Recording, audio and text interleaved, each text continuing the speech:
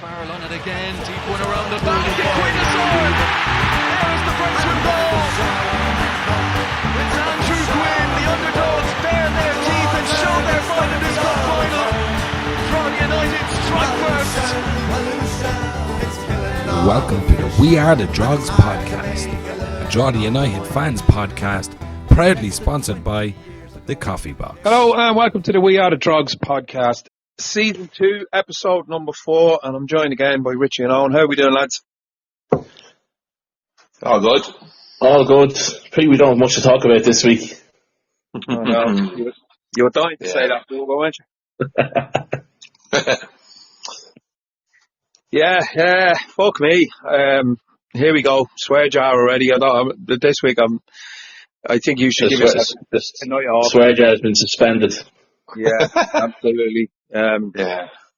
Lad, fucking hell. What a difference a week makes in football. Like this day last week, we were sort of buzzing, like coming into the game on good form, heading to Crabtown to play Crabtown. And I think we were all, I wouldn't say necessarily looking forward to it, but there was a sense of excitement about it and, bit of an away day. And then all of a sudden, Jesus Christ, the whole thing just sort of blows up in our faces. Literally. Yeah. Yeah. Well, look, in fairness now, lads, I said it here on last week's podcast. Like, I was not looking forward to going down to Dundalk, or up to Dundalk, one little bit. Yeah. I never, ever have experienced a good away day down here. Whether a bad result or something happens. It was everything I thought was going to be, and a lot more. It was a horrible, horrible night. Really was. And it's not over yet, lads. We're not out of the bad headlines just yet. No, look, for anyone who's living in fucking Tokyo, actually, all joking aside, for people who are away and they aren't really seeing the sort of headlines in the media, go on social media and do a bit of a Google for it, because all day today, from 9:15 this morning on LMFM, then over to News Talk, RTE, it ended up on Liveline. Thank God Joe Duffy's not still around. Can you imagine that pear-clutching prick?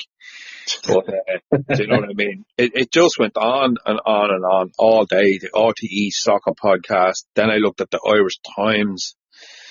They had half an hour of talking about it, and it's just all day. That's all they have been talking about. Apparently somebody said Dan McDonald has tweeted about nothing else for 2 days. Yeah. So what happened was a section of Drogheda United supporters decided to throw a load of fucking flares onto Crabtown's brand new $500,000 worth of a 5G pitch and absolutely destroyed it. Where do we start, lads? Yeah, look, I suppose we just want to shout out to that young lad. Hope that he's doing okay. Big time. To be honest, that's more important or the bigger issue than the pitch getting damaged is the kid getting struck. Yeah. It's been lost in a lot of all the shit that's been on, even with the minister talking and stuff. There's a little mention of the kid, but the kid getting hit to me is more serious than the pitch being damaged. Yeah. But they do, and you know what? And I've been listening to it all day now, out walking this morning, listening in the truck and that. They all started, a 12-year-old kid got, injured and that. But all of a sudden, bang, go straight onto the pitch. Bang, go straight onto the draw the fans. You're right, Bogan. It's wrong what happened at the pitch, but the pitch will be repaired, and Drogheda will cover the cost of it. But to me, I thought you made a bigger deal out of the pitch than what happened to this young lad. And we see in the video at the match, come up on our WhatsApp group, didn't it? Yeah. That poor young lad, my heart went out to him, lads. Honest to God, I felt so bad for the young chap. He looked so frightened and shook up. So I really hope he's doing okay. Yeah, look, I'm not, hindsight is a great thing and all that. I'm not a massive fan of them, the Pyro. I wouldn't be gung-ho. I'm not one of these people who I hate them, get rid of them and all that. But I know my own father basically, I won't say he stopped going to games over them, but he couldn't stand where we were. Like he's nearly 8 years of age. He's COPD, and he just couldn't do it. No. He was No. an absolute bits with them, you know. But, you know, I'm not going to deny they do add some atmosphere to the games and all that, and they look great in videos and they look great in pictures, and, you know, we'll get back to that in a while, I suppose. But, you know, what happened there the other night was just fucking outrageous. Like, I mean, first of all, I thought, right, yeah, because I know sometimes they let them burn down all the way down and then they throw them just because you can't hold on to them. And they might make a little scuff mark on a grass pitch or even on the old pitch in Oriel. I know we've done that before when we've been there. There's been flares chucked onto the pitch and it didn't do that much damage. But I seen straight away from where I was standing how much damage they did. Like, you know, I went down and counted the holes at half time. I was wandering around because there was nowhere to go to the jacks. We'll get onto that later on as well. But you know, I was wandering around. So I stuck the head out and I started counting them. I think I counted 21 bone holes. Some of them were way deeper than the others. Some of them would just look like little sort of surface marks, and then some of the others looked like they were like a good few inches down. That had burnt right down to the butt of it, whatever's down there. But the point I was just going to make, lads, is like, right, if they did it and they thought, oh shit, we didn't realise that pitch was going to burn like that. It's not fair enough. They shouldn't have done it. But then when we scored, they just started raining them down onto the pitch again. Yeah. Okay. Yeah, and I don't know, like, as you say, they usually let them burn down. I'm not saying it was right what they're doing. It was absolutely 100% wrong, but it was nearly as if one person threw and then all of a sudden the rest of them just copied or followed. Now, it is hard to, like, I know the others will be taking a hammer in as well. You can't say it was all of them. Like, it might have only been a couple of lads doing it. You can't just pinpoint it was that group, if you know what I mean. Like, probably some of them in that didn't do it, but they're being labelled as... Good few of them didn't. A good few of them didn't know, absolutely. Yeah. You know, and like, I feel it now as well as a Drogheda fan, I'm being labelled as like a Drogheda scumbag. Do you know what I mean? And I was nowhere near it. I was standing at the back of the terrace. I wasn't far from you, Gregson. But like, it's so hard to pinpoint who actually did it. You had all the faces covered. You know, they're hiding behind the big banner they had up. You know, so a lot of it getting branded with, of getting blamed for it. And it's the problem with this picture is as well, there's always tag-alongs, lads who would normally go, just literally just want to go up and cause a bit of shit, like. So there's that element to it as well, like. Yeah. Are you two genuinely saying here that you have no idea who might have done this? Because we all know exactly who might have done it. Yeah, I've seen one beside me throwing it. Yeah, I didn't see anybody throwing it, I'll be honest with you, because where I was standing, I couldn't see anybody throwing anything through all the smoke. Do you know how many bone marks were on the pitch at the end of the game, lads? 51. I think it was 50 odd. Yeah. 51. Yeah. So that says to me that there was a fair fucking good majority of whoever was there with them that night that threw them. How many ultras were there? No, like. Yeah. Look, I'm definitely not saying, like, what I'm trying to say is they all didn't throw them out, like, onto the pitch. There's a group of them in there who probably didn't do this and totally disagree with it, or being labelled or getting the blame for it. But they need to come out and fucking say something about it fairly quick then, instead of laughing at it on Facebook and putting out fucking pictures and videos. Yeah, absolutely. And this is probably going to be the next point. It's up to them now to clean this up and to get rid of that bad element that's there with them, because it's ruining for them. And we know the good work that the ultras do, lads. Like, we do know the good work they do, but when it goes bad for them, doesn't it? Yeah, they've just killed a lot of goodwill. They absolutely, you know, like at the end of last season, the charity match and the money they raised, that's what them lads should be doing all the time. What happened last Friday night, they are letting a group within them destroy it on them. And they really need to fix it and sort it Yeah, but lads, look, I just can't let this go without saying these things as well, because I'm not fucking turning a blind eye to it. Like, I've been very supportive of them. I think what they've been doing have been brilliant. I think the displays they put on are class. I think sometimes lighting pyro in the stand is class. And so, obviously, the club thinks that as well, because the club lets them do it. Yeah. Right? The club let them do it in the fucking Aviva. The FAI let them do it in the Aviva. There was cops standing watching them doing it. There was cops standing watching them doing it the other night. But what I am saying to you is, it's that throwing them onto the pitch up there on that night with a government minister there, the eyes of the whole country were on us. The shit we're in with Joanna Bourne and Travella. There was so much riding on that game the other night. And they decided to fuck all them yokes out onto a brand new €500,000 worth of pitch. I don't care whether it's Dundalk's. I hate Dundalk just as much as they do. More so than some of them do. Yeah. And I just can't get my head around why they thought that was a good idea. And then Dan McDonnell goes and talks about two of them tweeting during the week, asking whether the pitch would burn or not. I'm not sure. We'll see on Friday was the response. People know who they are, and they're going to end up in deep, deep shit, because they're talking about fucking prosecutions, like criminal prosecutions and all sorts of stuff, if it can be proven. I'm not sure it can be proven. But lads, like, you know, the club knows who these people are. The club knows who all the lads are. Mm. You do? I don't know what. Yeah, absolutely. But the problem is now is trying to identify them, isn't it? Because we've seen all of a sudden the hoods are up, the face masks are all over them. Like, but yeah, no, you're absolutely right. Like, and now I think the club now are absolutely going to hammer them, and rightly so. I don't think they've any choice. No, they don't. Yeah, no, they have to. Yeah. I don't even think it is a choice. I think the club want to do this anyway. I think the club are sick of this, and I know Joe's saying they've let them do it. I don't know how they haven't let them do it, but they found it very hard to stop them. Like, see, once the player's lit, you can't go in after and grab it off them, because that's a health and safety, even more of a health and safety issue. Like, you don't know where that could end up. That could end up dropping on someone's head or whatever. Yeah. So once they are lit, I don't think you go in after them. But like, there was Gardaí there and everything. Surely they've seen lads lighting them. Once he's finished, then you go and speak to them, whatever. Yeah, like go in and grab them out of the crowd. Yeah. You know?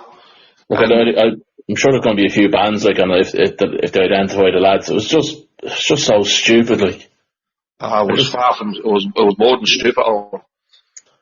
But it wasn't even just that. They absolutely destroyed the two Portaloos that we had as well. Some idiots. I'm not even going to repeat what they did. People know what they did to one of them. Yeah. No, I actually think we will repeat it, and I think we should get to that one in a few minutes, because there's another couple of things that we need to talk about. But on the pyro, right? Like, I might be fucking slaughtered for saying this, but I know for a fact, and I think you do too, over the last couple of years, that there was certain games that there was a shit ton of pyro up in United Park, and it was like, lads, you know, you go for the pyro for this game, but the next one, just take it fucking handy. Don't be lighting any more of them, type thing. I know we get a fine. Is it a fine for each one of them or what? But that's what was said to me. It was like, basically, look, you know, if it's a big massive game against Dundalk at home, or a big game against Rovers in the Cup, or the semi-final of the FAI Cup a few years ago, the pyro is let slide. You know, don't be doing it for the next week against Waterford away or Galway when there's hardly any fans there from the away teams, because what's the point? Do you know what I mean? Yeah. That's definitely been the approach to it. Like, and I'm fine with that. You know, if it was done safely and wasn't thrown onto the fucking pitch, that's the point here. Why throw it onto the pitch, lads? Why make an absolute cunt out of the whole lot of us in the football club? Because that's what they've done. We are getting exactly what you've done. Ripped apart by every other League of Ireland club and every other League of Ireland fan, and now the fucking national media are giving us down the glen, and we don't deserve this. You know, ordinary Geordie United fans don't deserve this, and that young boy who got fucking burnt certainly doesn't deserve this. It's not right. No, absolutely, yeah. Like, it really has affected me all over the weekend. Like, it's like gone on. Like, I've actually stopped going online over the weekend. I had to pull myself away from it. Yeah, it was horrible, and like, you're right, Craig. So you're 100% right. Like, that group of lads within that group know who did this, who organised this. This was pre-planned. This wasn't just, oh shit, let's bring them now. They knew what they were going to do as soon as that whistle blew, and as soon as them players were there. And that was sorry pre-planned. not to put across, but the club just put out a statement. It's just been released. Okay.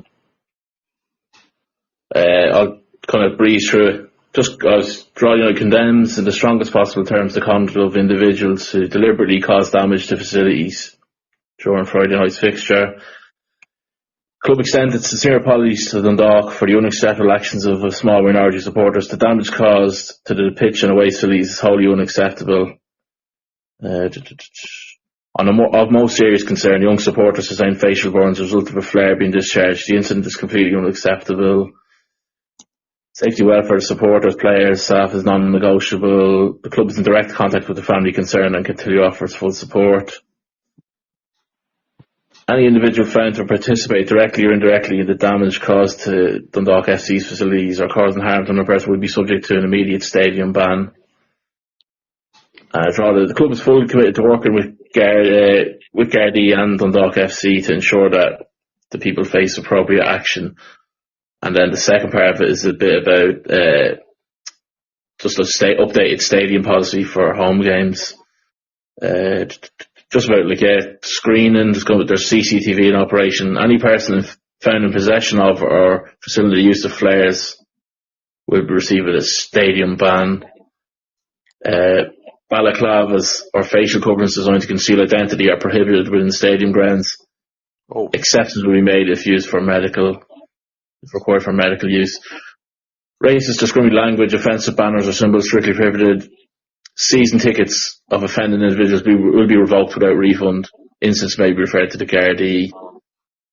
Club reserves the right to refuse entry to any individual at its discretion.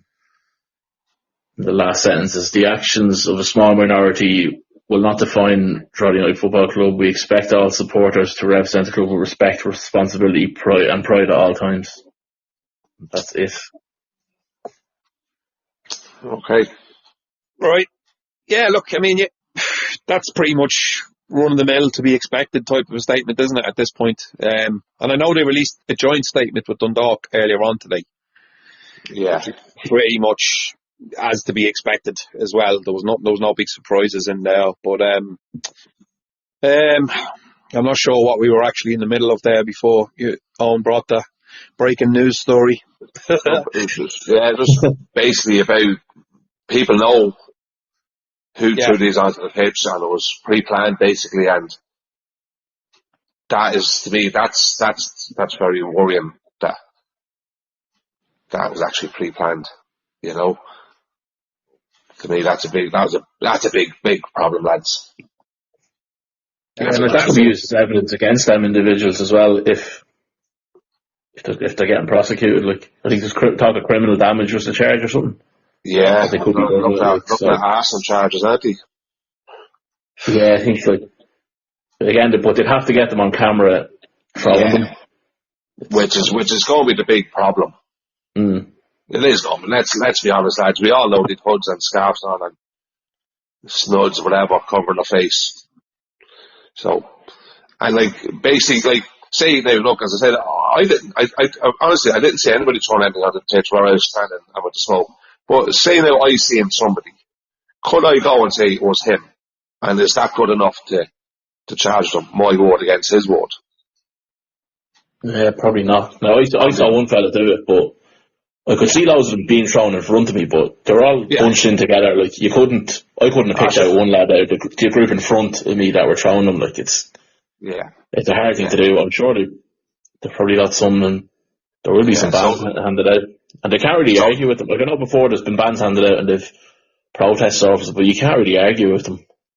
Well, not even that, Owen. It should be a lifetime ban. They should be never allowed to go to a Drogheda United game ever again. Yeah, look, again, right, let's call a spade here. We know for a fact that over the years that certain people have done certain things up in the football club and got banned, and then the other supporters boycotted games, and there was meetings with the club behind the scenes, and everybody just gets let back in. Right? This happened. A friend of mine got onto the pitch years ago and punched the referee in the head. He was let back in. Right? We all know this, lads. This is League of Ireland football, and it's like one big family, and nobody ever there's never any sort of responsibility for your actions going to a game. But this is fucking different. This is hitting a child with a flare in the face, and then causing fucking tens of thousands of euros worth to a pitch, regardless of whether it's Dundalk's or not. I don't care. It doesn't matter. So the club now is just going to have to step up, and it's going to have to say, identify who it was, or do a blanket ban, which I hope they don't, because the ultra support is fucking great. It really, really attracts a lot of people to the games. The games would be dead if it wasn't for them. Yeah. Because years ago we used to kind of do stuff, and I know Owen, you were involved in the tifos back in the day, and I gave Leacho and the lads their first drum back in the day. Like, we're going back a long time here, you know what I mean? And we were there kind of at the beginnings of it all, and we used to be singing songs and trying to get a bit of an atmosphere going with Jed and, the old Dad's Army crowd and all that. But for fuck's sake, it never turned into violence, and it never turned into wrecking, criminal damage and wrecking the place. Like, I mean, that's just, I'm going to be a broken record. I'm going to say it about 50 times during the night, but it's just not on. And it's, as you said, Richie, it's been just 3 days of constant fucking, worrying about it and thinking what's going to happen. You know what I mean? We still don't know what's going to happen. We're going to have to talk about that as well. Like, what punishment's coming our way? I mean, I know there was a rumour earlier on, one of the lads put it up, but like, nothing has been said yet. But like, there's definitely something bad coming. Like, I mean, Geordie United are going to have to cover the cost of that pitch anyway. Even if they're not legally obliged to, I think they fucking should. Oh yeah, without a doubt, and I think you will. Like, I definitely, because in fairness now, I think both Jordan and Dundalk are working really well together. And listen to Joe McGuinness, the CEO at the minute at Dundalk. He was he spoke very well today on the radio about it. He didn't blame Drogheda United as such. Like, he knew it was a small group that caused this, and he said, look, we've been working really well with Drogheda United at the moment, and we will continue to work well with them. So it's good to see the two clubs doing that. Like, as much as we hate each other, but that's a football thing. That shouldn't be, like, I mean, when it comes to a derby match, you hate each other on the pitch, football-wise. Yeah. And that's it. You want to beat each other. But you don't damage each other's ground. You don't go down and cause trouble like that. That's not football rivalry, so it's not. That's just thuggery. That's just, I just can't get my head around the lads. Yeah, I mean, you raise a good point, but I mean, I suppose your man Joe can't come out. I know he's one of the current board members, and he probably wasn't the board member back in the day. But let's not, and I'm not equating it to what happened the other night, but this isn't the first time this has happened in the League of Ireland, lads. We all know this. Dundalk have done it. They done it to Air Pitch a couple of years ago. They threw fucking flares on the pitch, and there was a statement put out about it. But we just happen to have a grass pitch that'll grow back fairly quickly. They done it down in Cove last year as well, and there was murders over that. And that's a plastic pitch. And that's a plastic pitch, exactly, Owen. I just think the fact that young kid got hit is, even, as you said, Owen, rightly, that's the bigger issue here for me, is hitting a kid. But then the fact that there was a government minister at the game, it was a brand new €500,000 worth of a pitch, and it was live on the television, and you decide to do it then. And I'm not saying it would have been, acceptable to do it if the circumstances were different. I'm not saying that, but Jesus, lads, you picked a real moment to make some sort of a point, and I'm not sure what the point was. Wanton destruction. That's the only point.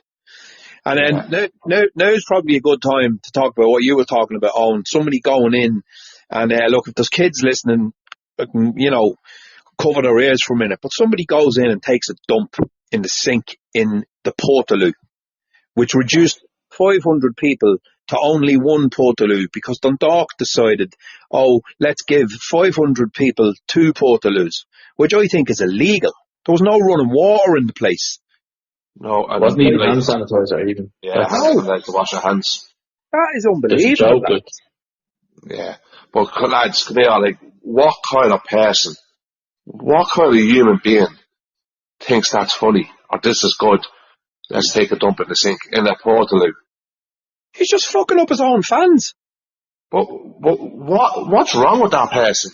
That person needs counselling. Think of it, like, think of it. Like, come on. You know, like, I can't get my head around that one. Someone put a firework in it as well.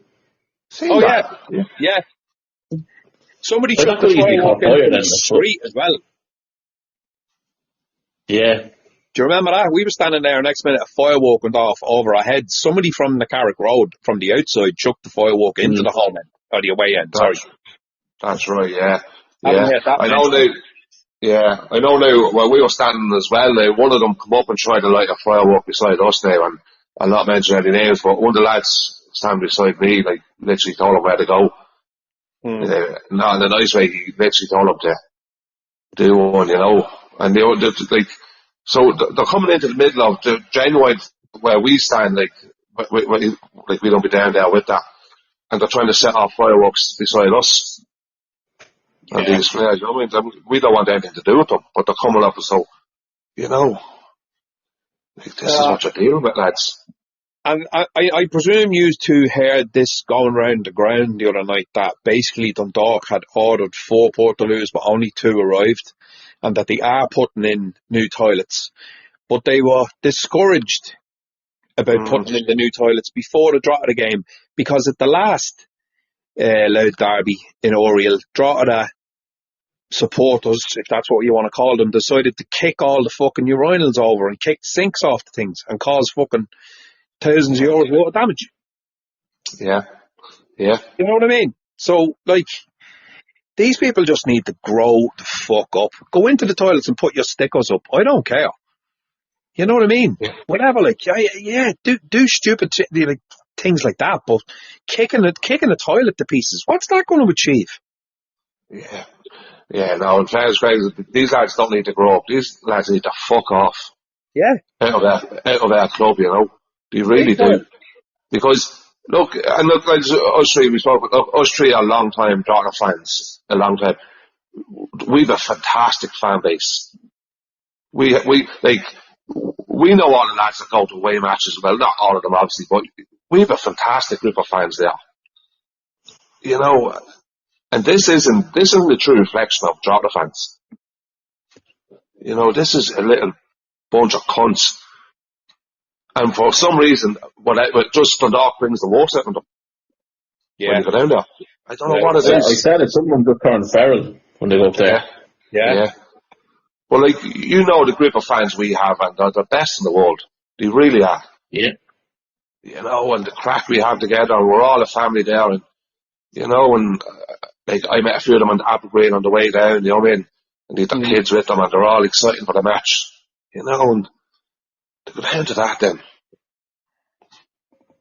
Yeah, look, and as you said, Richie, we've all been gone for a long time, and I know some of the Ultras lads have been gone for a long time. There's decent lads in there that have done unbelievable work about, you know, and they were getting applauded for all the work that they have been putting in and attracting people to the games, and it's taken us a long time to get to the point where we're selling out games now, and, you know, it's an attractive thing for young people to want to go to. But all this is going to do is turn off mums and dads saying, you're not going up there after all this. They're listening to Live Line today on their way, you know, doing the fucking washing up in the kitchen, listening to that shit.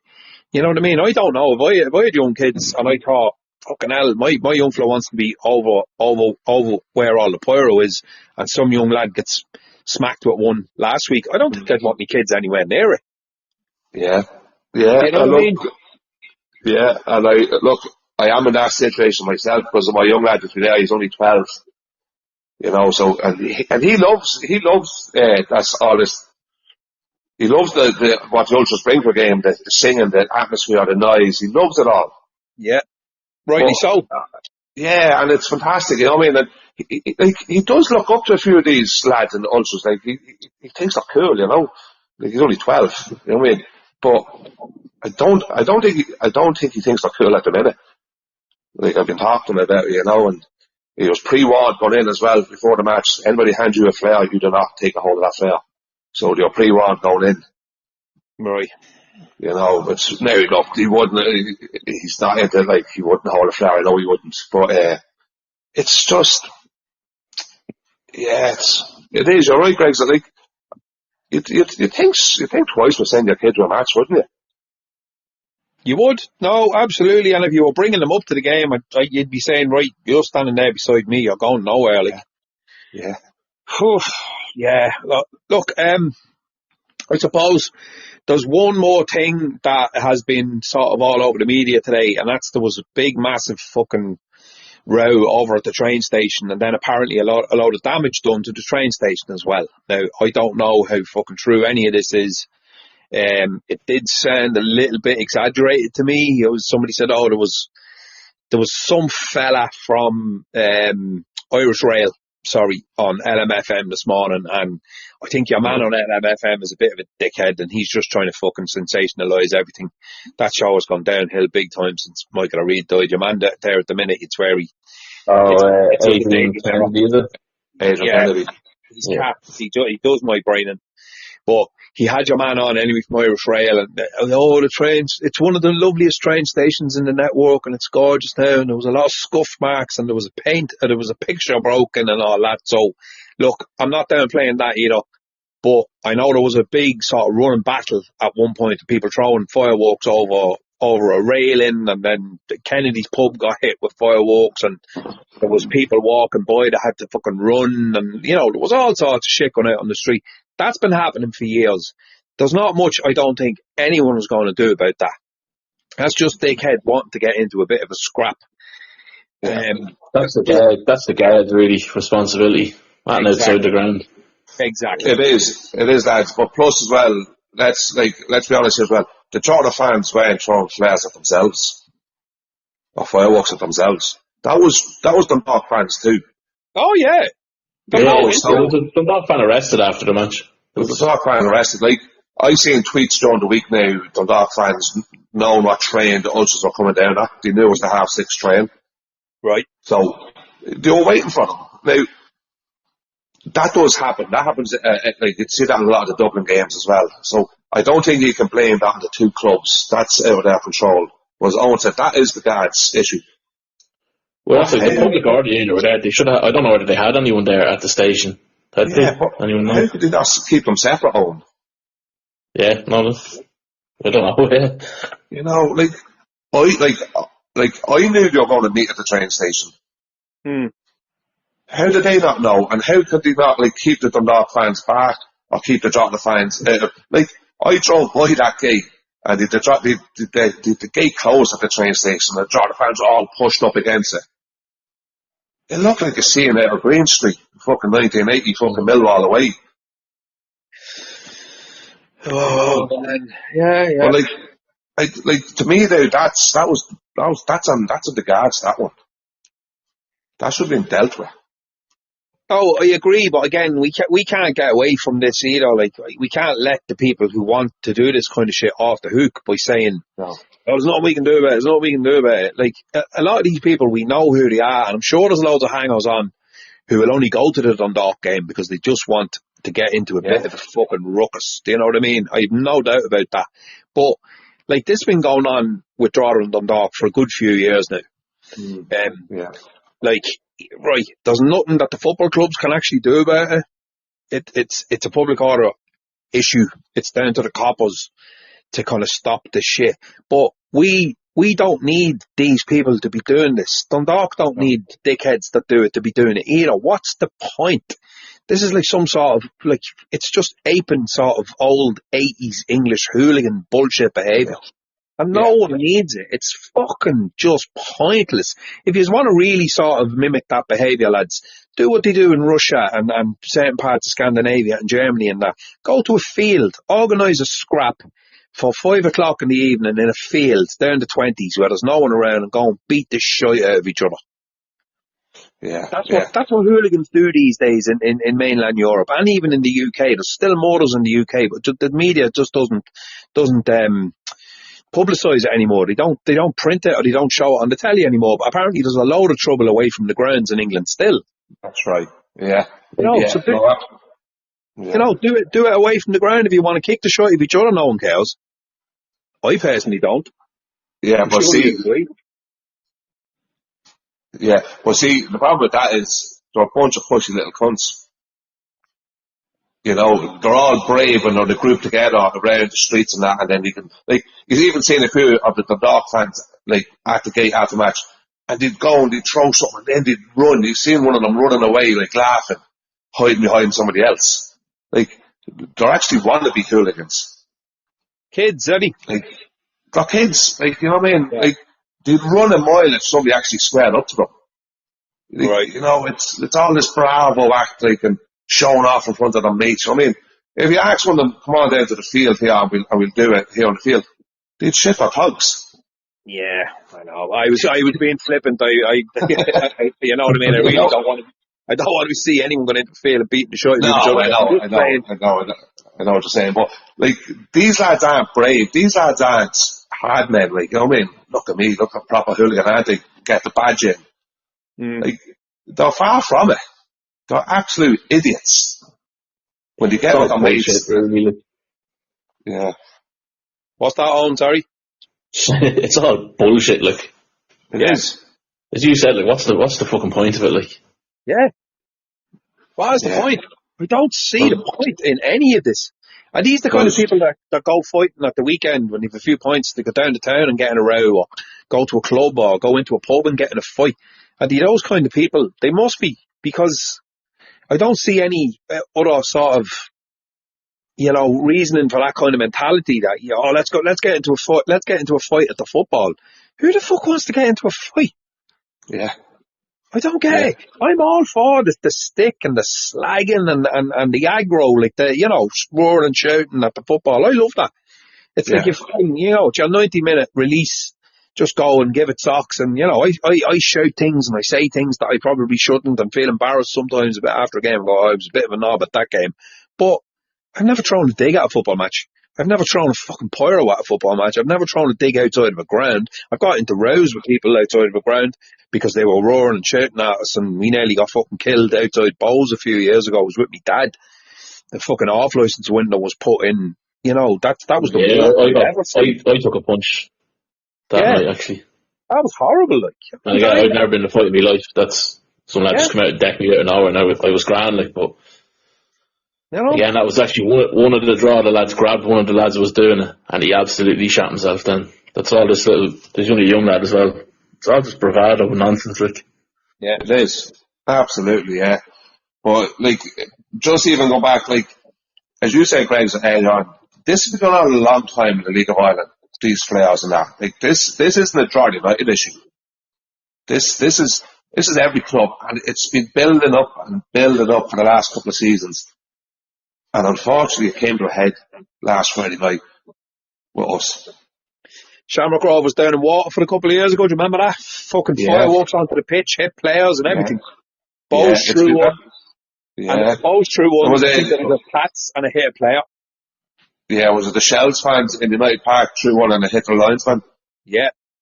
You know, so, like, it's been building, it's been growing. It's been a monster that's been growing for the last couple of seasons. And it's after coming to a head. And unfortunately, it was us.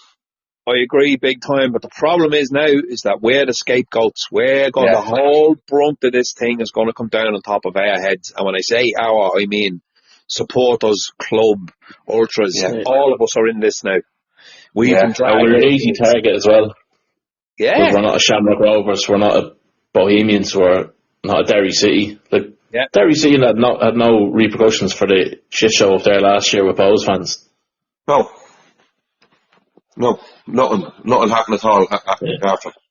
No, and I never will, because it's different jurisdiction and all that, and if it's a criminal matter, it just goes to the PSNI, and they're not going to do anything about it because they don't give a fuck about Derry.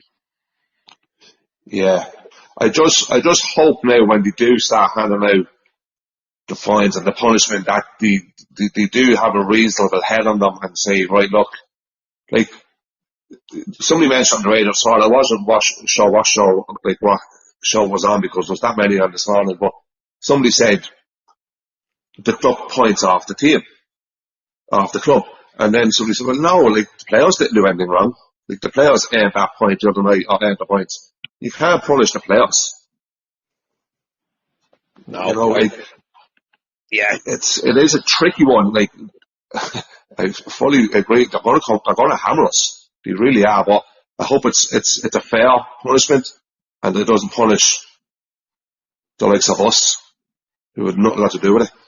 You know what, Richie, as well, and what they probably will do, and I think we both know this, the three of us know this, is that they'll probably ban us from going to away games, which pretty much fucking just punishes the away team, because they won't get any money.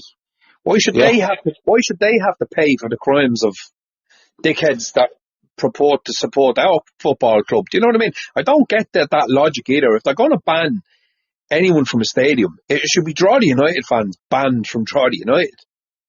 Yeah, probably you so. Know what I mean?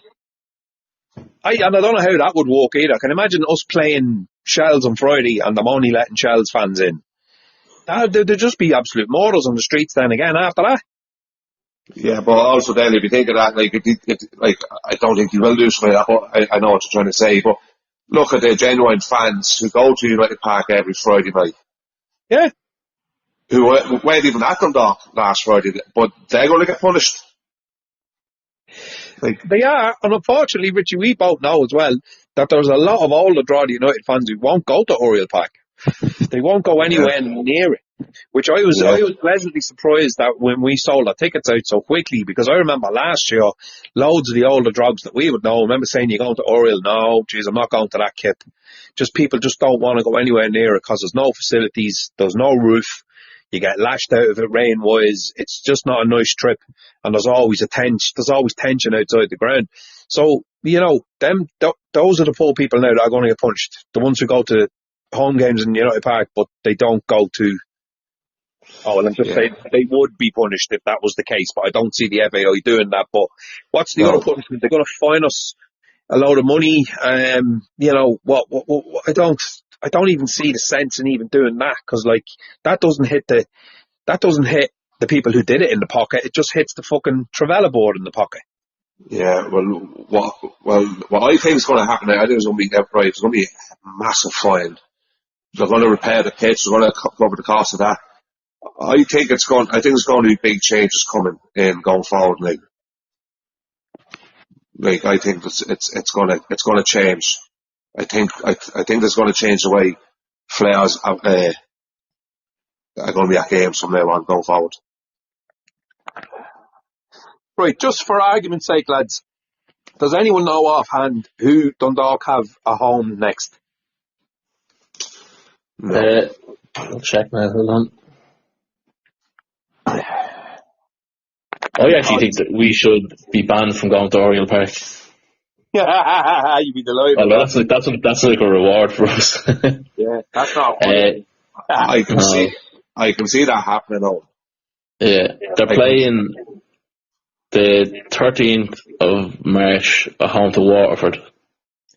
Right, well, that's probably a good game because I can't see Waterford. They're not big flair people, Eddie. You don't see an awful lot down there. There's a good few in United Park there the other week. Yeah, and plus as well, a few of them had battens with them as well. Jeez. Yeah, I saw that. Yeah, did you see that, Owen? Yeah, I saw that picture, alright. You know. I seen that too. Do you want to talk about that? Or? Yeah. Talk about it or rub it in even more, are we? No, I just, as I said earlier, I just call bullshit in that story. I smell shit all over that. It's just question the timing of it. Like the report came out 8-9 days after the incident happened. Yeah, after the Dundalk games. Straight away, there's lads who said they'd eyewitness accounts, and it contradicts that article. So, do you want to say what the incident was? Because people probably don't know what we're talking about. Yeah, well, basically, there was a Waterford fan, a woman who got a black eye. And the article said that she was assaulted she was punched by a Drogheda fan after the match on the cross lanes. I think they were walking towards their bus. Now I don't know whether there's always little scroats hanging around that corner, not going to match. Whether it was one of them or not, I don't know. But then there's reports that her partner was trying to start a fight with someone in the windmill before the match and was throwing abuse at lads walking down the road. And he got caught in the middle of it and she got caught in the crossfire. So, interesting time when it came out. Very much. After the incident, like, it's, It was in a tabloid, red top, wasn't it? The Mirror or the Sun or some shit. Yeah. Typical rags. Mm-hmm. They just love it. They absolutely love it. And like it just feels very much like a pile-on, doesn't it? At the minute, let's all pile on Jordan at the minute. Oh yeah, that's major league. Yeah, which is bad, you know. Right, look, I suppose we'll put that one to bed and go to the other elephant in the room, which was the whole Joanna Bourne thing 3 days before. I think this all came out on the Wednesday of last week, with Travella and the whole Ireland-Israel game, and that was a massive shit show. That was a huge worry even before we went to Oriel, before all this kicked off, and now that's kind of been swept under the carpet a little bit because of the whole pyro thing. But you know, where do we see that going? Like, Joanna obviously has been asked to resign her seat on the board because she released a statement as the Sinn Féin spokesperson for sport, saying that Ireland should boycott the games with Israel. Then Travella come out and say that she should resign for releasing that statement. Is that pretty much it in a nutshell? Yeah. And it's a tricky one, isn't it, lads? It's that's what they say for Joanna. You should never silence anybody. Everybody's got their absolutely, opinion. You can't silence people. And she can say what she wants. And that's the world we live in. And you might agree with her, you might disagree with her, but that's fine. That's the way it is. But also, Travella have a voice as well. You can't silence them either. You can't let Joanna speak, but then, you can't say anything, go back. So they've also got a voice as well. They caught the hop by the statement that was released on the Sinn Féin website, which is another, not saying it's odd, but it's just, why did she not release that herself on her own accounts? Now, I know it was comment she made as a spokesperson for sport for Sinn Féin, so maybe there's that to it, but the first we heard of it was on the Sinn Féin website, and then Travella had to probably rush a statement in response to that, which kind of contradicted a bit what Joanna said in the statements. Is the truth somewhere in the middle? I don't know. Obviously we're going to hear more about it. What Joanna said, I don't think, nothing hurtful. I know she said, I think she was told it was hurtful but there was nothing really wrong with what she said. It wasn't offensive or anything. Again, she took the position that 93% of the FAI, at the AGM, they took a vote on it. Yeah, to take that stance on playing Israel. Yeah, the delegates, so it's 93%, so she's nearly just repeating what was said there, And Drogheda voted for it. Yeah. So, what the fuck is the problem? Then Travella come out and say that's the bit they were talking about was a criticism of the FAI, but Travella came out and criticised the FAI and UEFA before, so hugely. Travella's statement wasn't great either, No, I think it wasn't rushed because they had to get something out quick. Yeah, I think it was just handled bad on both sides. It's very hard. It's very hard to not take sides. That's what I'm trying to say, but it was just done wrong, in my opinion. Richie, can I just say this though, right? Joanna Bourne is a spokesperson for sport in a major political party. Her job is she's a TD, right? She's a fucking unpaid board member in Drogheda United. Very passionate about Drogheda United. She's every opportunity Joanna gets, she'll tell you about how much the club means to her and her granddad and all of that. And we need people like that in football club. And I think she's done a lot of great work. I don't know her personally, but I admire her. I think she's done some great stuff, right? And as a woman, she's one of the first sort of chair people and that on the board and in a league board and club and all that, which is great. We need that stuff. But are Travella that fucking naive that they were thinking, right, do they know who Sinn Féin are? Do they know the breadth of feeling in this country towards Israel and Palestine? Like, I don't know how either of you feel about it, and that's your business, right? I don't know. I personally am very, very pro-Palestine. I was delighted she came out and said it, and it was no surprise to me that she came out and said it. Are you telling me now that fucking Travella were shocked by her views on all this? Or is it just the fact that she expressed her view? But of course she's going to express her view. That's her job. She's a fucking TD. So I don't get where their kind of shock and disgust was, oh no. And I'll just finish this point. Why, like, I think everybody originally picked up on the fact that, oh, it's Travella, they're from the south, they're from Georgia, they must be fucking Israeli supporters, they must be fucking Zionists, you know what I mean? Because they're probably evangelical Christians. I think that has come out in the wash somewhere. A lot of the money does come from sort of evangelical people from the south in America, which always freaked me out, to be honest with you. But, you know, everybody immediately jumped to think, oh, they're obviously pro-Israel. Like, their statement then didn't mention anything like that whatsoever, because they're not that stupid. Do you know what I mean? They're not going to come out and say something like that in public because they'd be absolutely torn apart for it. But their statement was just the most hypocritical thing I've ever seen, considering we absolutely tore into UEFA last year because of the treatment we were on the receiving end of for not getting into Europe and all that. Like, boycott without, and absolutely criticised them. Mm. So, how dare he say, oh, well, it's all right for me to do it, but you can't? Yeah, that's it. Like, and it works on both sides, doesn't it? It's like, as you said, they should have known Joanna's views and what she stands for, and I'm sure they did. Before she got the job.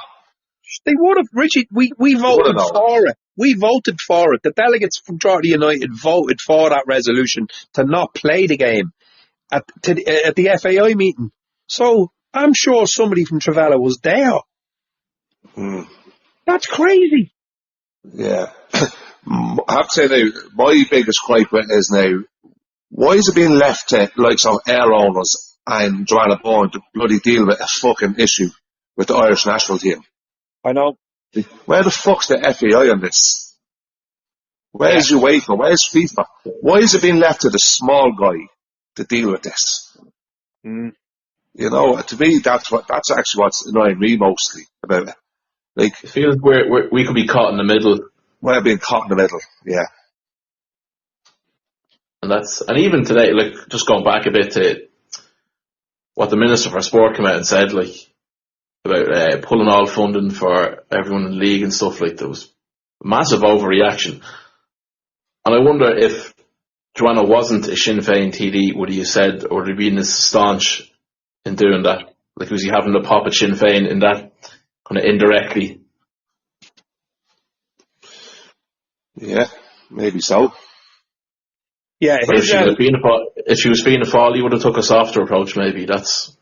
Yeah, he would have been walking alongside Joanna all the time.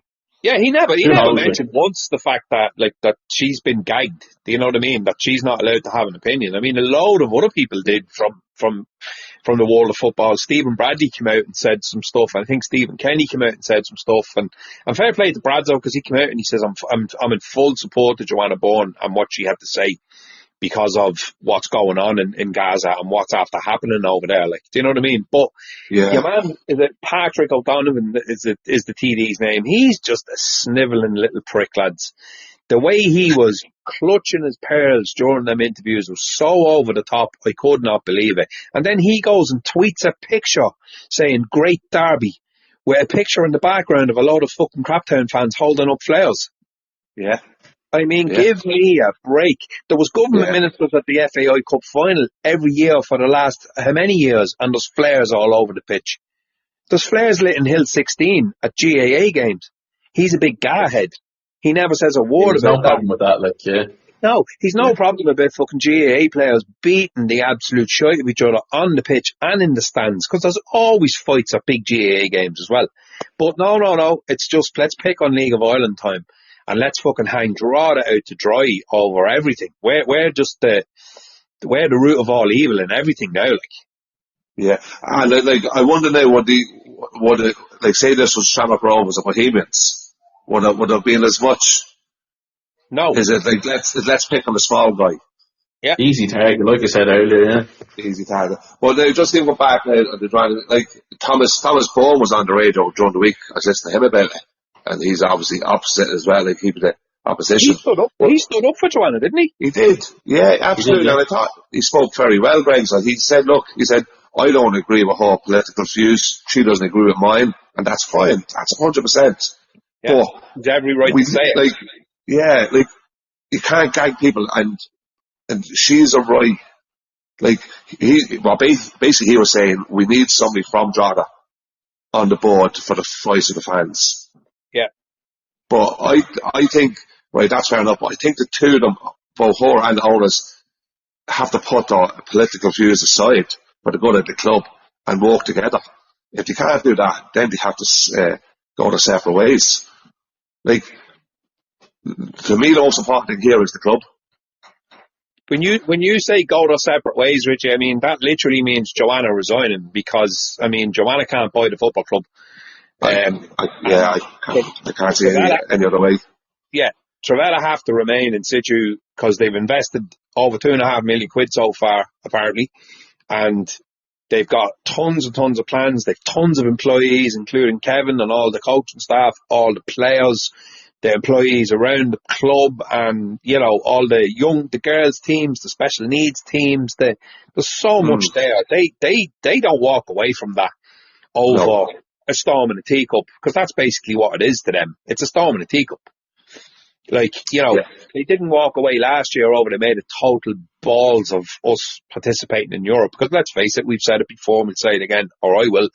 In my opinion, it was their fault. So, like, don't get me wrong, I was a little bit worried. I was thinking, shit, if Travella decide to jump ship, like, how long would that take? And what are they going to do? They're going to have to try and sell the club on. They're not just going to walk away. We all know they own the ground and all that. They probably could walk away and just sell the ground and try and get some of their money back. But, I mean, that's madness. That is absolute madness. Like, then again, look, I didn't think we'd be kicked out of Europe. I was fairly sure about that, and we were. So, God, anything could happen. But I'd be extremely shocked if they decided to walk away over this. Yeah, I can't see them going anywhere. Like, and even if they did want to sell, that could be a long process. So I think we just keep going as we are until they ever find a new buyer. But again, I just don't see it happening. Unfortunately, going forward, there needs to be some sort of resolution sooner rather than later with Joanna on the board and stuff. Now, whether they've sorted out the differences or not, I don't know. But it needs to be dealt with kind of now, not a few weeks down the line, because it can't drag on. No. And I don't think they are going to sort out the differences, because they're going to still have the same political views, which is fine. That's no problem.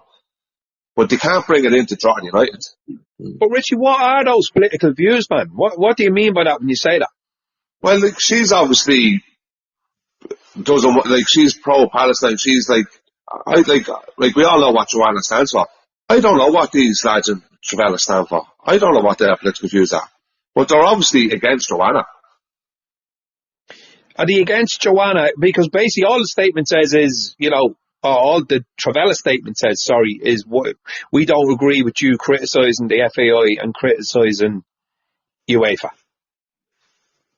That's it. Yeah, but that's the problem. We don't fully know what went on in that meeting. No. So it was obviously enough that Joanna felt strongly to come out with a statement, which she did. And Travella's statement contradicts it, so we don't know where's the truth. It's somewhere in the middle. Yeah. But as I said, we don't know the full facts of it all. Are you thinking behind this, like other people have said, is that they're probably under pressure from their owners, these billionaires who are behind Travella, look at this and go, oh, this football club that we own in Ireland are sort of anti-Israel. Is this got something to do with this? Yeah, It's another claiming it's not, but mm, yeah, we Have don't they know the said truth. it's not? Have they said somewhere it's not on? Well, the statement said it didn't mention any of the stuff about the Israel match. It mentioned Yeah, I criticising know the that. FUA, but that's what I'm talking about. Right, but they haven't brought that issue up whatsoever. They never mentioned Palestine or Israel or any of that. And a lot of people are just kind of assuming, because of where they're from and because of who they are, that they're. I even read something online the other day. Somebody saying, "Oh, apparently they've donated money towards Trump's fucking new ballroom in the White House and all this kind of shite." And I'm not sure whether it's true or whether it's not true. And you're just looking at it going, Jesus wept. Who have we got into bed with here? Like, yeah, I don't know. Yeah, but we don't know. That's all just like lads Yeah, hearsay online, isn't it? You know, yeah. like people say anything on fucking line. No, I know, I agree, and it's only gonna get like unless they sort of clear the waters and just say here's where we stand. We're not making any, because they're not going to come out in Ireland and go, we support Israel. No. You know what I mean? They're just not going to do that. It isn't going to happen. And the best they could come out and do is say, look, we're not taking a political position on any of this. You know what I mean? Clear the waters in that way, maybe, and say, look, we're not pro anything. We're neutral in all of this, and even that would probably get them in the shit with a lot of people, including me. But I just don't see how this resolves itself unless probably Joanna decides to walk away, and then you've got like the sponsor, Sullivan and Lamb, have put out a statement saying that they're gonna monitor the situation and see what happens with Joanna Bourne, and they might withdraw the sponsorship. Like, I'm not sure even how much that's worth to the football club, but we don't want local sponsors and the goodwill that brings walking away from the club. No, and then it's probably trying to get another sponsor in, isn't it? Like, what's their stance going to be on it? Yeah. But It's just a PR mess. Like, it is. it Yeah, really is. and like it needs to be sorted, as you said. It has to be sorted now, Owen. Yeah. And they have like whatever difference they have now. Is that I don't know the whole truth about it because we're not in the room with them. But the future of Jordan United has to come first. Yeah. We can't let our club fold or fall there because of some political rows. Whether you agree with them or what, like I said, everybody's got their opinion on it, and that's fine. But the club has to come first, in my opinion. And I just can't see Joanna winning out on this one. I think she will eventually step away. Yeah, look, I mean, there's an element to me, even if this hadn't happened, that there is a bit of a conflict there when your chairperson is the Sinn Féin spokesman for sport. There's a political alignment there in the football club with Sinn Féin, regardless of whether there isn't officially, and I know it's Joanna's personal love for the football club, and she stepped in and did a lot of work when other people wouldn't, and we really need her there, and it's good to have it. It's good to have a sitting TD in the club. It gives us a voice. She's a good voice for Drogheda and talks about us all the time. I don't mean Drogheda United, I mean Drogheda as a town and the whole city status thing. And I know she probably was heavily involved in talking to Thomas Bourne about us putting in the application for the funding for the sports funding and all that. And I mean, it's brilliant to have somebody like that in the football club. Yeah. But you're always going to get sort of aligned with that political ideology, and it being Sinn Féin, right? That's fine. I don't care. I'm not saying I vote for Sinn Féin whether I don't vote for them, or I don't vote for Fine Gael or whether I do, or anything like that. But you are always going to get aligned with that particular TD's political beliefs, and is that doable in the modern day? Do you know what I mean? She can't separate who she is in her day job as a Sinn Féin TD from who she is as Joanna Bourne, chairperson of Drogheda United.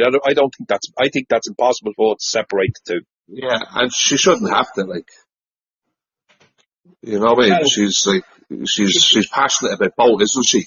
Yeah, but should she not have to separate that, Richie, when she's in her Drogheda United gear talking about Drogheda United? She's not talking to Sinn Féin, she's talking about Drogheda United.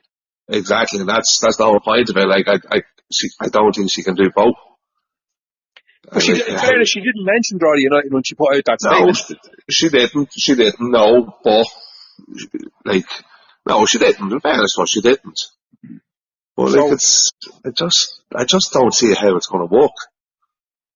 There's a risk this could happen again if in 2 years down the line or whatever. If she stays there, like, something else could come up.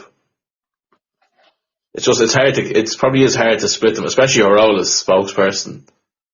It has probably pros and cons to it, but there could be conflicts of interest going forward as well. Yeah. It's a tricky one. It is, yeah. So what? Travella would have known that. Like, they would have done risk assessments and everything. Just going back to something you said, Greg, about the Travella sort of funding political, I'm fairly sure they've no links to political organisations in the States. Oh, I did say allegedly in case there's any lawyers. No, it's just I have some info. I can't really say where I got it from, but they're fairly low risk across the board. Okay, that's good. That is good to know, yeah. It's good to know. I don't want to be associated with anything that's associated with that regime. No links to Israel either. No links to Israel. Wow. Okay. Again, but this say is that, personal, lads. If anyone's kind of listening to this going, I don't care whether they have, that's all right. That's completely up to you. I'm talking about from my personal opinion here, and this is all I ever give on this podcast is my own personal opinion. I would hate that the owners of my football club from my hometown were associated with fucking either the Trump regime or fucking Israel. It would disgust me if I thought that's where some of the money was sort of coming from. But anyway, that rant over. So where do we go, lads? If Joanna ends up resigning, how does that affect us? Or does it affect us? yeah, look, I think we're very disappointed because, like, we know our love for the club and, like, the great work she does. I think in the past, love for her, it'd be very disappointing. But, like, how would it affect us as a club, Richie? I don't think it will, Greg. I think we'll just carry on as normal. Yeah, day to day probably won't have that much of an impact on the running of the club. No. No. You know, who's going to replace it as well is another thing if they get somebody else in. Yeah, and like I definitely do think like we need somebody local, don't we, on the board, or somebody that connection between the fans and the owners. We definitely need that. Need somebody that knows the history of the football club and knows the town and talks to us like we talk to them. I mean, I'm not, you know, listening to American owners or Canadians or whatever, like they're aliens, man. They're from a different planet. They don't speak the same language. Like, in metaphorically speaking, obviously they speak English, but sometimes I don't know. I'm looking at them going, I don't think these people get, you know, football culture, and they don't get Irish culture. It's a culture thing. Like, sorry, even dealing in business, culture-wise, is a big difference between, say, dealing in business here than there is stateside. Like, yeah, it's all a cultural thing. Yeah, not even just football related. Like. So what you're saying is, or what I'm saying is, it's vitally important to have a local steeped in the club. Like, whether that be Conor Hoy or somebody from a few years ago, can get him back, or somebody, I don't know, but somebody who knows the football club and knows us and knows the league and knows this culture. Because I'm not sure they do. Yeah.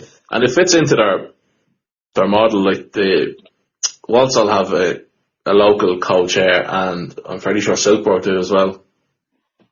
Right. Of local involvement on the board, so they're probably more likely to look to replace than just eradicate that position that Joanna has. It could all get sorted, who knows? Yeah, exactly. And hopefully it does get sorted, you know, because like I would like to see like Joanna out either. I don't think anybody wants that. No, absolutely not. I hope she remains. Yeah, and like Ideal situation would be that everything's all good and she remains. But again, there's too much we don't know to kind of see what's going to happen. I would imagine, lads, that this would be sort of all being talked about a lot since last Wednesday until Friday night came along, and then absolute shit show kicked off. So this has been sort of brushed under the carpet a little bit in the media, and for us, I suppose this isn't the biggest talking point because of everything else. But you know, how will what happened on Friday night affect this now, and you know, just affect Trevella's overall kind of attitude towards Drogheda United, and you know what I mean? Like the statements they put out is pretty much saying, look, you know, we're still here. Nobody has been removed off the board. Was the statement they released about Joanna at the time? So yeah, look, we could be here all day just talking around in circles. We just don't know what's going to happen. We're just going to have to sit tight and wait and see. Yeah, I don't think the owners are going to be that, like, say, oh yeah, there was trouble last Friday, so let's tar the whole club at that.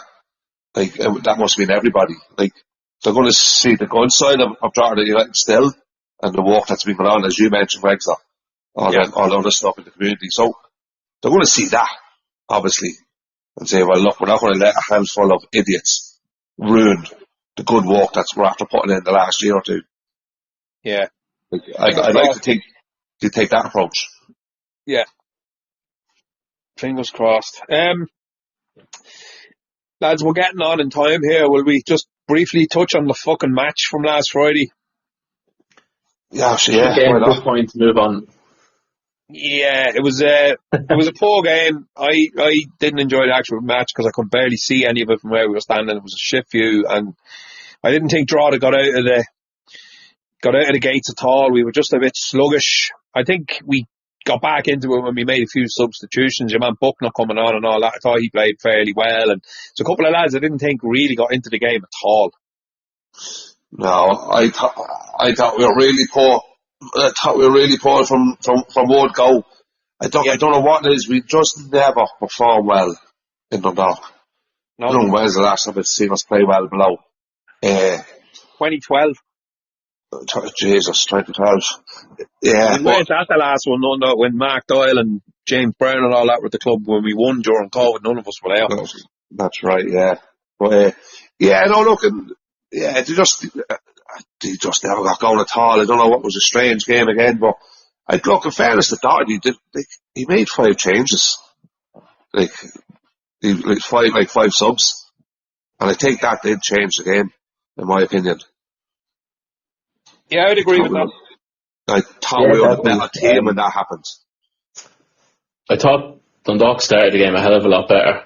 But maybe just a bit more intensity or something, I don't know, but they had a lot of huff and puff, but they didn't really create a whole lot. Like, even the goal was just a lucky fucking back heel flick. Yeah. Look, we had the better chances. Absolutely. They're keeping more saves to make. They more of the ball, alright, but sure, what's the name of that with us? But yeah, again, the subs come on, and obviously we done well to get a draw in the end, but yeah, just as I said, I can't remember the last time we played really well up there. It's just something, I don't know, did they drag us down, or it's... We just never see him up for it, do we? Yeah, I don't know, it's hard to... It's obviously so much different when we're home, but we just never look up for it. I don't know what, it's a strange one. It is really weird. I was trying to walk it out the other night watching that game, and it was like, fucking hell, like, what? Why is it? We could be in a great run of form, and as soon as we go down there, we just look shite, and we just make them look good. And it's been really annoying me over the last few days that the sort of narrative in the League of Ireland sort of media, like, is all like, oh, Dundalk, we're fairly good now, and they had the better of the game and all that. And you're looking at going, they had more of the ball, but to say they had the better of the game is a bit of an exaggeration, lads. I think you're only giving them a lot of props because they're just after coming up from the first division, and they're competitive. They're not absolutely shy. Do you know what I mean? People were expecting them to be really, really bad, and they're not. They're actually okay. But you know, it was a bit over the top, I think. Like, you know, oh, Dundalk this, Dundalk that. And Dan McDonnell and people like that sort of push that narrative. He's been pushing it for a while now. And I don't think Dundalk will be in trouble. I think they're really good. And I think this and I think that. And people sort of pick up on it. And a lot of the pundits end up saying the same thing. Vinnie Perth, obviously all ex-Scraptown, is going to say the same type of thing. Yeah. But, I mean, they didn't, like, I'm not saying we did. We were poor. But we're the team that's sitting on 7 points and joint second. We're the team that were away from home, playing in a fairly sort of fucking tense atmosphere on a new pitch that we never kicked the ball on before. And we're the ones who have to get in a point. And kind of we're coming down the road going, well, it's a point away from home. It's a decent point. I would have took it before the night.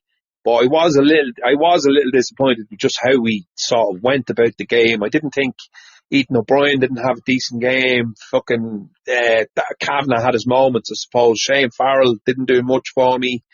Thomas Alua did all right. At times, I suppose he had a couple of fairly good chances. He might finish one day, and I'll shit myself if he does. But you know, we're lacking a goal scorer, and I think that was very, very apparent the other night. Mark Doyle had a poor game, lads. Yeah, I was a little like disappointed with the likes of Doyle and that because likes of Doyle would have known what to expect there. He's been there, done it. Yeah. You know, he's well experienced. Ethan O'Brien, I think got caught up in the occasion. I thought Kavanagh was good. I thought Kavanagh played well. Yeah, he was all right. He's probably our best player. Yeah, Keely's just Keely. Keely doesn't give a fucking shit. You know, it's like nothing phases that man, you know. So I thought Buckner and Cruz did well when they come on as well. Brilliant. The two of them were brilliant. I thought Buckner was a bit naive with his defending. He was a bit lax, like, you know what I mean? He has to be a little bit more sharper. But going forward, he was brilliant. Yeah, especially for his first game and it being away from home and local Abbey, like, he did all right. Oh, he did. And then Cruz was the ball in, like, for Cruz. And I know people were on about, like, I think it was Keith Tracy, was it, doing the commentary? Yeah. He was on about, when he first put the ball in, I thought it was too high, but it was the perfect ball for Keely. Like, put it up way as high as you can for Keely, because there's only one man winning it. You know, did he actually get ahead on it? He got a fucking elbow on it. For definite. It did look a bit known. Boogie's paid out on him scoring anyway, that's the main thing. Fucking class. Because I've watched it a good few times and I'm going, that looks like a handball to me, but I don't know. I haven't heard anyone mention it since. Nah, it wasn't blatant handball or anything, but I definitely think, I think it hit his head first, didn't it? Would have rubbed off his arm maybe going in. Yeah. Fuck it. I don't give a shit anyway how it was in. No, I couldn't give a fuck, no. You know. That's 2 games in a row now Craptown have conceded late. It's great to see.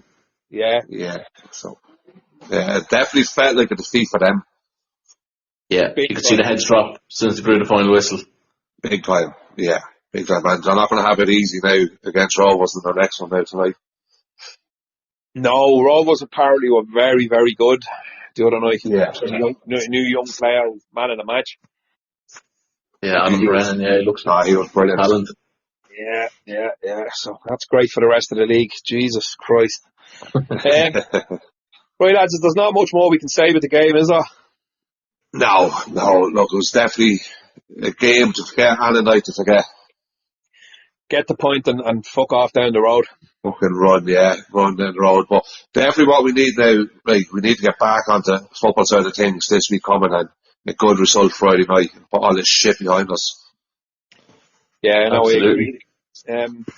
So Shelbourne in United Park on Friday, that's going to be a tough game, lads. They haven't had a great start, but we know what kind of football they play and are very, very capable of dominating games. So I think that's going to be a tough one, but they just don't seem to be gelling as of yet. Like, no, they're not firing. And like, I always feel Shells can match us physically as well. I don't think Shells are afraid to come up against us on the physical side of things.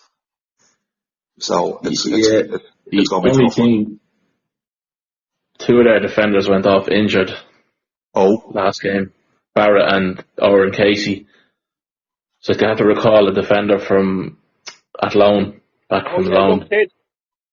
Yeah, so they could be a bit light at the back, but their midfield is great. Like, Yeah. so it's going to be tough. No, very tough. I think it'll be definitely our toughest game of the season so far. Yeah, absolutely. Coming up against one of the sort of definitely top 2, top 3, without a doubt. Like, Yeah. Well, look, I think we do have a good record against them as well, don't we? We usually put a performance in against these, not like Dundalk. we do very good against them last year. Yeah, home and away. So yeah.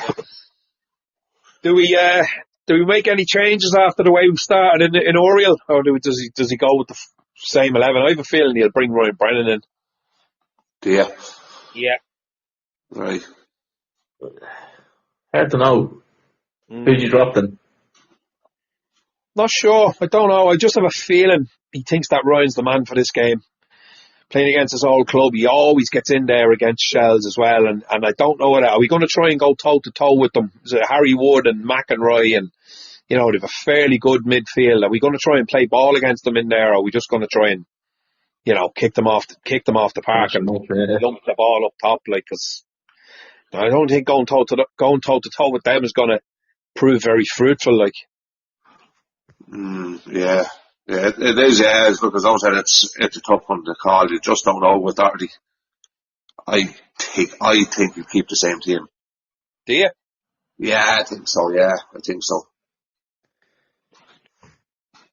Yeah, provided they're all injury free, they could be the same team. Right. Maybe look. Think about it then as well. Maybe start Gary up front. Instead of Alua, maybe Doyle. Yeah, he could easily swap over them after last Friday. Maybe Doyle.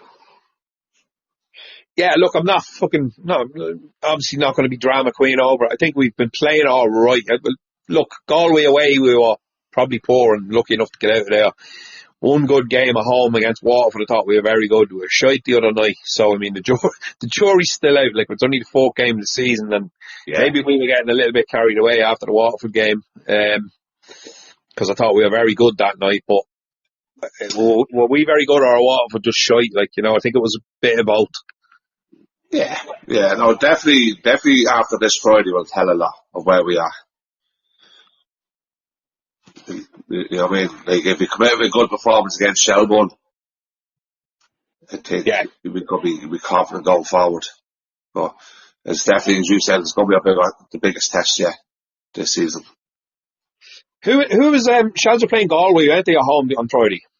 Yeah, 1-1. A 1-1 draw, and apparently Galway acquitted themselves really well. Obviously, Shell's vast majority of the ball, but apparently Galway did really well. I actually didn't see any highlights of them now. No, I heard a couple of match reports. I did watch a bit of the highlights, but obviously didn't see the whole game. But apparently they did do very, very well. Like, yeah. And that's away from home in Tolka, and Shells have been struggling to kind of.